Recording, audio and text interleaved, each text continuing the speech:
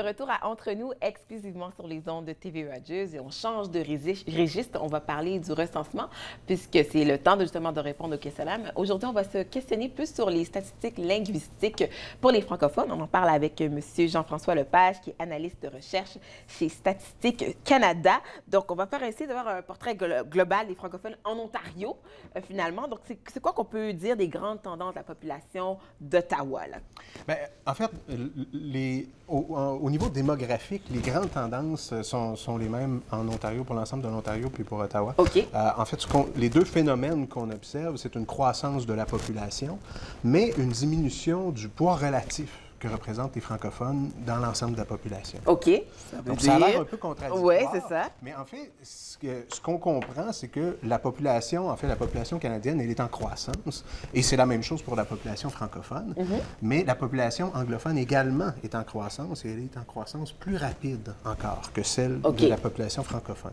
Ce qui fait en sorte que le poids relatif de la population francophone diminue, même si la population croît. Mais ça, c'est vrai à Ottawa. C'est vrai pour l'ensemble de l'Ontario, c'est vrai aussi pour l'ensemble de la francophonie canadienne. Donc, c'est normal. Mais là, on se dit peut-être avec l'arrivée des nouveaux immigrants, donc c'est toujours l'augmentation, j'imagine, fait en sorte à cause de l'arrivée des immigrants. Tout à fait, tout à fait. Ouais. Mais il y a deux, en fait, c'est qu'il y a différentes façons de comptabiliser la population francophone.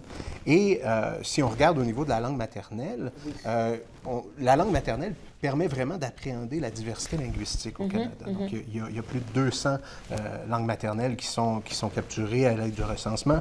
Il y en a plus que ça qui sont déclarées. On ne peut pas, en fait, tous les énumérer. Donc, vraiment, ça nous permet de mesurer toute cette diversité linguistique-là. Et avec l'immigration, qui est très importante, la diversité linguistique, elle est croissante. Absolument. Donc, c'est sûr que en accueillant autant d'immigrants, les groupes de langue maternelle française et anglaise, en proportion, ils diminuent. Ils occupent une place de moins en moins importante. Mais on utilise aussi d'autres variables parce qu'on a la chance, dans le recensement canadien, d'avoir énormément d'informations linguistiques et de pouvoir faire vraiment beaucoup de nuances. Alors, en utilisant plusieurs informations comme la connaissance des langues, la langue maternelle, la langue parlée à la maison, on utilise une variable qui s'appelle la première langue officielle parlée. Voilà, la PLOP, PLO. Exactement. Exactement. Et ce que ça nous permet de faire, ça nous permet de tenir compte de l'apport de l'immigration, par exemple, pour les communautés francophones. Oui. Donc, chose très importante. Et ça permet également, donc, quand on regarde au niveau des statistiques, de tenir compte de tout cet apport-là. Quand on regarde toute la situation socio-économique, de tous les portraits qu'on peut faire des communautés, eh bien, ces personnes-là ne sont pas exclues de la francophonie. Donc, la première langue officielle parlée, c'est vraiment comme si je parle une autre langue. La première langue que j'aurais parlé, c'est soit le français ou l'anglais, finalement. Et c'est comme ça que vous le comptabilisez. C'est-à-dire qu'une personne qui peut avoir, par exemple, l'arabe comme langue maternelle, mais qui parle le français à la maison, voilà. c'est quelqu'un qui va être inclus dans la francophonie à ce moment-là. OK. Donc, ça peut justement aider à augmenter, entre autres, le nombre. Là, si on parle des caractéristiques de la population francophone, comment on la décrirait?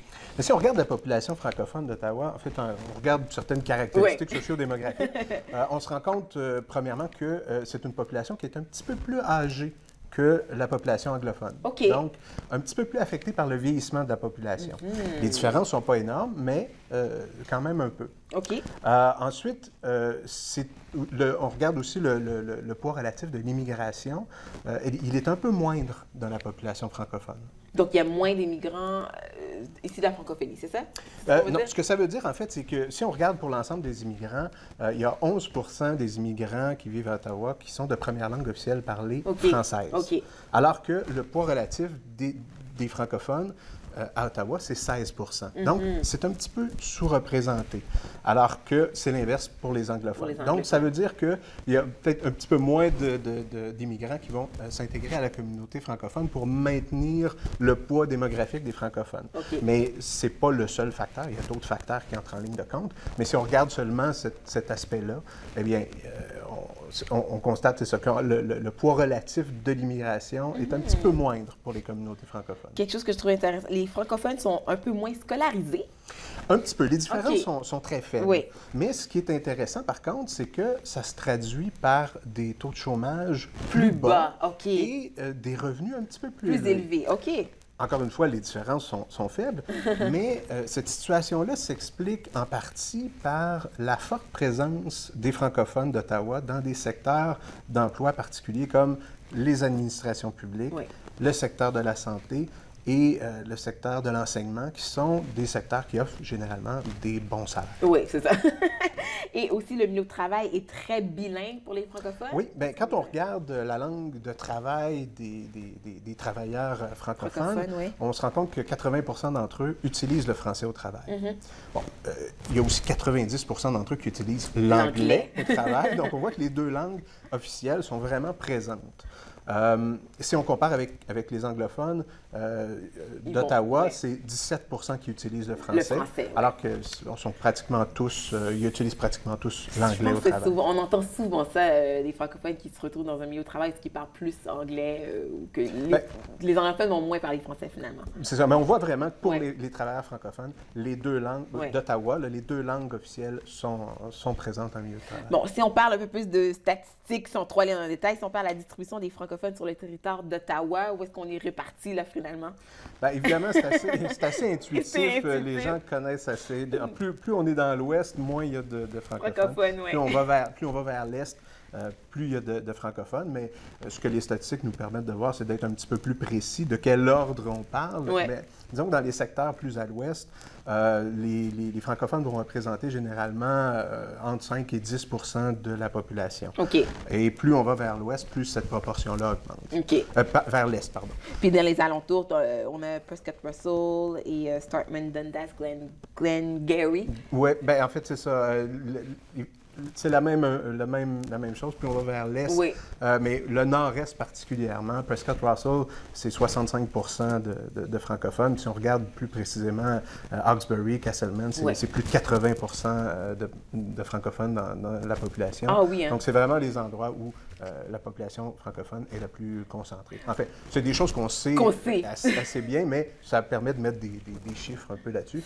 Mais c'est des données de 2011, par contre. Évidemment, le recensement de 2016 vient de commencer. Donc on le saura. On n'a pas accès aux chiffres encore. Là. Donc là, on n'a plus de temps, mais c'est surtout très important de rappeler aux gens l'importance de remplir le questionnaire qui sert à plusieurs choses. On parle pour les entreprises aussi. Il y a plusieurs entreprises qui peuvent utiliser, des organismes qui utilisent ces données-là pour plusieurs sortes de choses. Tout à fait. Pour connaître les communautés. Les communautés, oui. C'est très important. Merci beaucoup, Jean-François Lepage, de nous parler de ça. Donc, important, encore une fois, de faire votre recensement et d'identifier que vous êtes francophone, qui peuvent des données qui sont très importantes, justement, pour comprendre notre communauté. Nous, on fait une courte pause et ça se poursuit entre nous exclusivement sur les ondes de TV Rogers.